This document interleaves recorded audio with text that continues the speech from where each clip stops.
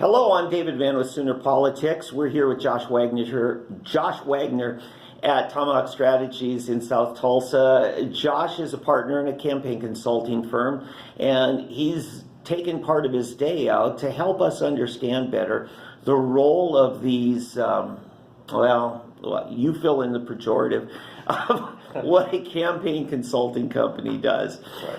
I want to talk fundraising next. Sure. Now, fundraising is probably not something a lot of good candidates really like to do. Right. But there are people who don't do fundraising. Very seldom do they have a future in politics. Truly. Say. Absolutely. Yeah. And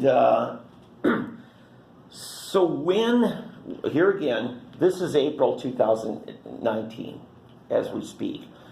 Filing isn't till about a year from now. Right. Should they be fundraising now? Should they be fundraising during the primary? When? Yeah. So really, always. That's the number one indicator. As bad as it is, it's the beast that is American politics. Mm-hmm. The more money you have in your campaign account, the more likely you are to get your message to the voters. And mm-hmm. So, obviously, there's circumstances where people can be outfunded. When we ran Russell's campaign, we were outspent 6-1. Okay, let's help him. Yeah. Steve Russell, 2 terms in Congress, was it, or 3? It was 2 terms. 2 terms, and he's up for a 3rd term. Now, go ahead. That's Steve Russell, Oklahoma City metro area. Well, he got defeated by Kendra Horn, and we weren't on this last one with him, but he was, it was obviously unfortunate to see what happened. But going back to being outspent, I mean, if you can prepare a robust ground game that's going to offset any type of financial advantages, that's obviously should be your main focus if you're going to be outspent. But from a fundraising perspective, getting as much of money in the doors as possible gives you resources to put direct mail out, to get volunteers that want to go door to door with you, to get yourself maybe on TV, radio, and do online digital ad placement. So those are all obviously really important to how these things run, because it's really just truly it's like a big audition. You are trying to get yourself out there so where voters can see you, hear you, understand why you're running, and hopefully connect with your message. Sure. Now, you worked the Gentner-Drummond Attorney General race during the runoff season last year. You weren't part of the primary. Right. Now, as leader of a grassroots organization, Tulsa Republican Assembly, I tried really hard right after filing. In fact, I did not know Gentner was running until I saw that he filed in April. Yeah. I right away called his law office. I said, get me with somebody who can schedule him to come speak to a group of dedicated conservative Republicans. Right. I got a call back a few days later saying, no, he's not available this month. And I said, what about next month? No, he's not available next month. I said, well, how about June? No, he's not available that month. You get the message. The guy doesn't want to talk to your group. Okay. He lost, didn't lose. He came in second in the primary by a considerable amount. Yeah, almost 10 points. Almost 10 points.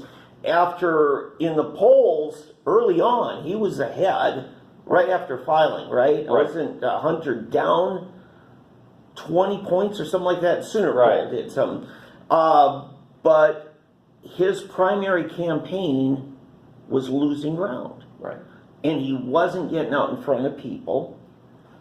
And tell us about the decision, how it came to be, and how you entered the scene, this company. Sure. So we basically came on board in the runoff to help build out statewide ground game coalition. Because what is a huge part, and you guys know it more than anybody, super undervalued but very, very important, is getting the grassroots and the statewide, building coalitions. He's trying to butter up to us, folks, okay? No, it really, you saw the difference. Yes. I mean, it was, we climbed 10 points, got basically 130 votes away from upsetting, a sitting attorney general's race. And a lot of that, obviously, is a huge team. But on the ground game, I can tell you what we did was we did a statewide tour, 77 counties. Mm-hmm. So not only, obviously, your group was one of the very first we reached out to get them involved. And basically getting any and all GOP groups engaged was important because for whatever reason, they had an early on strategy that, now Gittner wasn't necessarily responsible for this, so I don't want to say that he avoided you guys. His consultants and people had advised him that you just need to stick on television, radio, and mail. And that's how we're going to win this thing, because it's a pretty big state. I can see where they're coming from, but you saw the difference. I mean, you've got to be engaging with. Yeah, this gets tricky, and this can be a sensitive part. There are consultants who just live and die by the mass mailers and the TV ads. Right. And maybe aren't comfortable, and I'm not going to name names here, but maybe aren't comfortable with the grassroots component, the ground game component, as we call it. Right.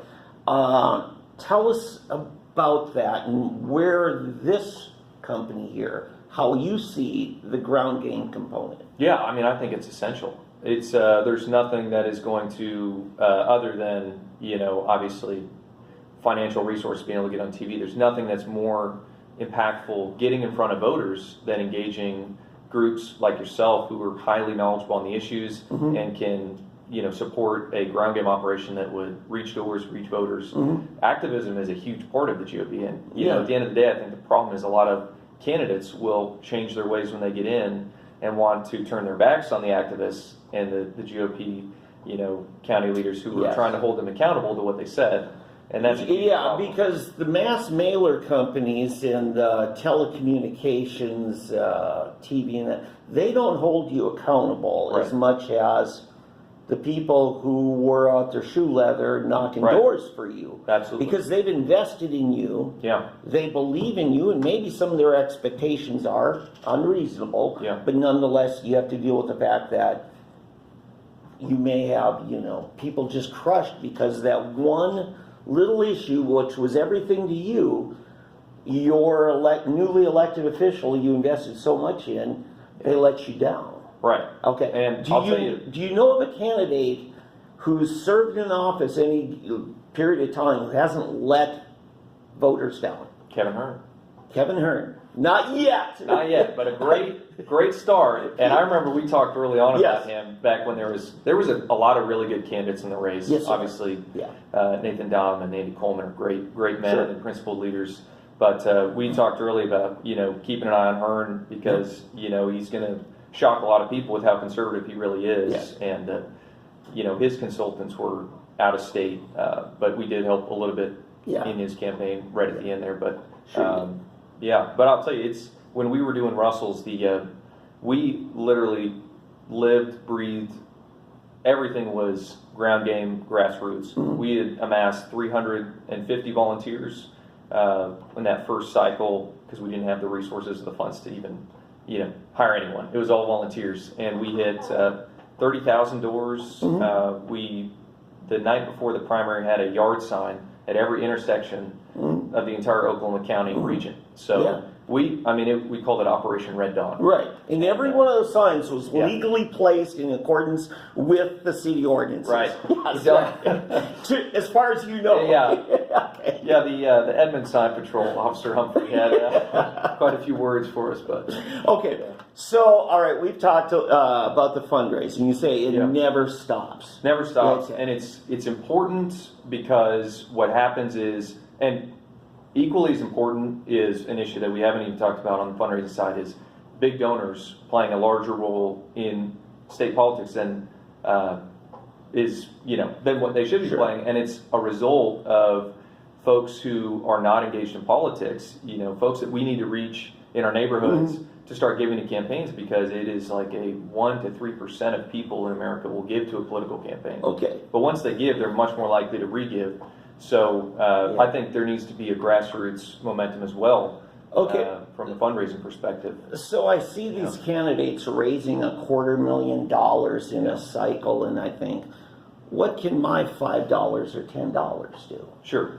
How do you respond to your average Joe? Yeah. Isn't going to write the 4-figure check. No, I hear you. I mean, if you can give $10 and there's 1,000 people that can do that, I mean, you've just given $10,000 to a campaign that can pay for 2 or 3 mailers depending on the size. Sure. Maybe go up on radio for a little bit, but it's really important because the same principle could apply to what does my one vote do? Yeah. And it's like your one vote combined with everyone else who believes their vote matters is going to make a momentum that is going to help offset anything that special interests are trying to, do in the election. Okay, good. When we come back, we'll talk about the compressed time between filing and the primary, and we'll get a sense of timeline of what kind of things a campaign consultant is telling their client to do when we come back.